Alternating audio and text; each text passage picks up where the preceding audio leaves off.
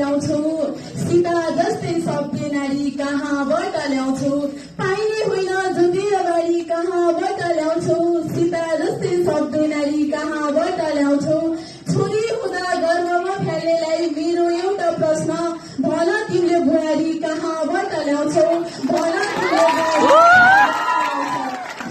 कार्यक्रम सञ्चालकज्यू, आदरणीय सभाध्यक्षज्यू, प्रमुख अतिथि, विशिष्ट अतिथि, हातमा तराजु लिएर बस्नुभएका निष्पष्ट निर्णय गुरुवर्गहरू, विभिन्न विद्यालयबाट पाल्नुभएका शिक्षकवर्गहरू, मसँगै प्रतिष्ठा गर्न आउनुभएका मेरा मित्र विद्यार्थी साथीहरू, यहाँ उपस्थित हुनुभएका सम्पूर्ण शिक्षकवर्ग र महानुभावहरूलाई श्रीमनहर माध्यमिक विद्यालयको तर्फबाट र मेरो व्यक्तिगत लक्ष्यकको तर्फबाट स्वीकार्नुहोस् यो मेरो न्यानो अभिवादन।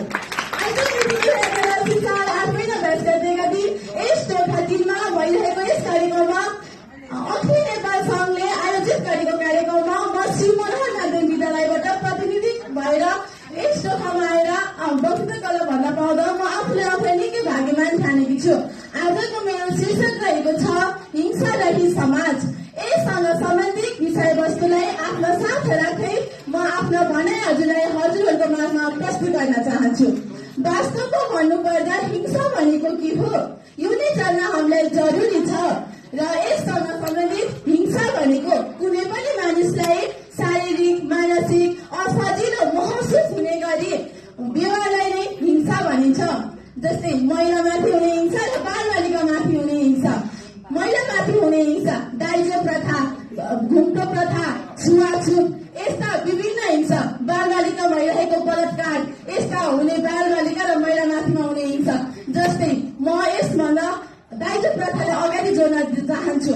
यस ठाउँमा भन्दा पनि तराई क्षेत्रमा हेर्ने भन्दाखेरि यदि शिक्षित व्यक्तिले पनि आफूले मन परेको व्यक्तिले बिहे गरेर गइसकेपछि त्यहाँ दाइजो नदिएको कारणले बिहे गरेकै भोलिपल्ट दाइजो नदिएको कारणले उसको ससुरा श्रीमान र सासूले कुट्ने र पिटपिट गर्ने र गाली दिने र त्यहाँ केही काम गर्न लाग्दा पनि उहाँले गर्न नदिने, दाइजो किन ल्याइनस् भनेर फर्काउने यो एउटा समाजमा चलिरहेको यो परम्पराको यो चलन छ र यसमा हामीले रोक्न सक्नुपर्छ।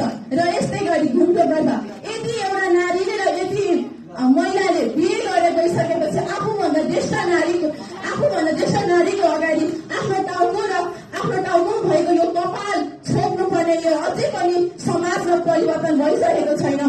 यदि त शिक्षित नारी थियो भने, शिक्षित व्यक्ति हो भने किन छोप्ने त्यो कपाल, किन लुकाउने आफ्नो शिक्षा र क्षमता हामी किन देखाउन सक्दैनौँ नारीमा?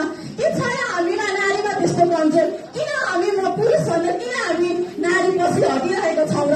के हामी समाज परिवर्तन, पहिला त व्यक्ति परिवर्तन हुनु पर्यो। म नै परिवर्तन होइन भने तपाईँहरू कसरी गरी परिवर्तन हुने र? पहिले व्यक्ति परिवर्तन भयो भने समाज परिवर्तन, समाज भयो भने राष्ट्र हुँदै विश्वमा पुग्छ। यसै गरी विश्वभरका अपाउन निर्यातमा उत्पादन हुन्छ। युवाले चिनी बेच्छ, चिनीले पोषक, तर मेरो देशले बालबालिका बेच्छ।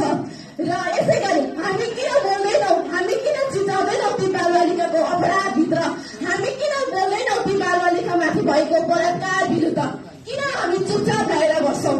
र यसै गरी अहिलेको संविधान अनुसार हेर्ने भन्दाखेरि अहिलेको संविधान 2072मा अस्तित्व भइरहेको यस संविधानमा महिलाको हकलाई धारा 3 र भाग 38मा महिला हकको व्यवस्था गरिएको छ।